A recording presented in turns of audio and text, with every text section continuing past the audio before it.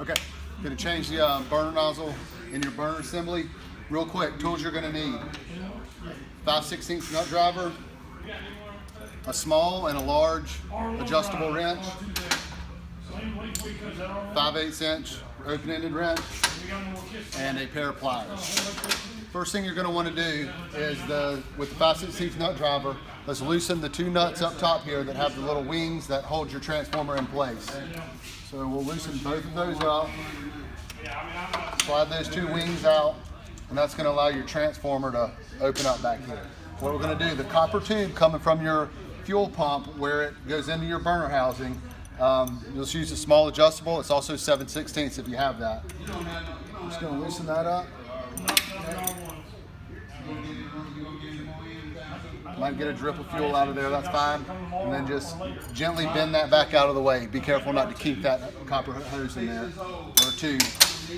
Next thing, the pliers to get this jam nut off. I'm gonna turn that, and we'll just take that off by hand. And that's coming directly off the burner gun inside.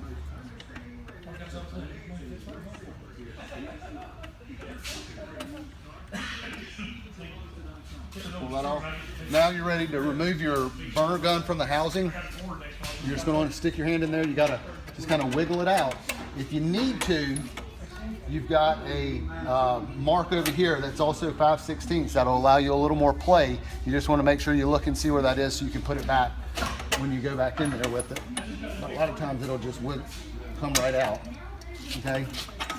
And then we got our burner gun out. This is a new one here, but what we're going to do is take your large adjustable wrench, put it on the bottom of the gun right there, and then the nozzle itself, that's your 5/8.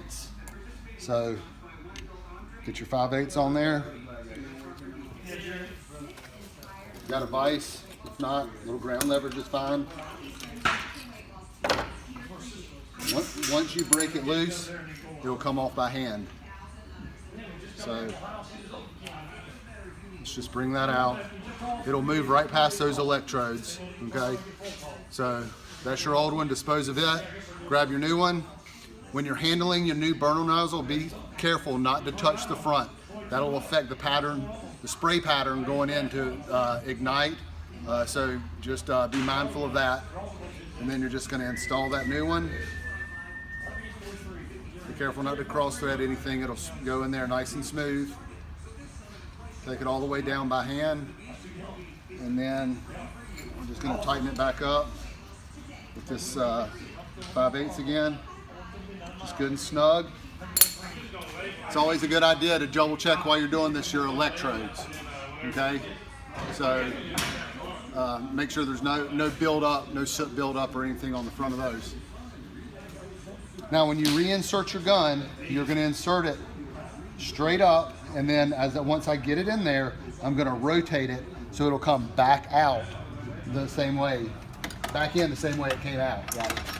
So we'll put it in there, just kind of go slow, work it easy, and then you can see it coming out right here. I'm actually going to loosen this up a little bit over here to give myself a little extra room. Okay, get that out, get that right back in place. Okay. Put our jam nut back on. That's what holds your burner gun secure, keeps it from rattling around. Black meets the gray. Just cut the black part. We'll get that nice and snug by hand, and then just about a quarter turn with the wrench is about all it takes. And then let's just take our copper tube back. Okay, we're just gently going to bend it right back in place. Make sure that flare lines up nice and flush, and it should just screw right back on. Once you do that, once again, get your open end or your 7/16 wrench.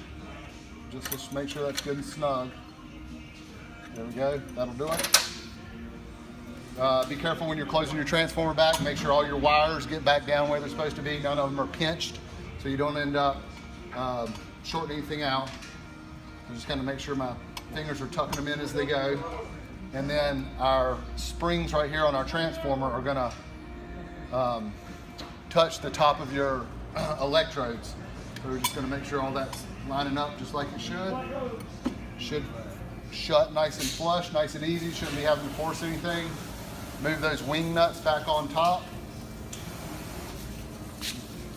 Grab your 5/16 nut driver. Tighten those down.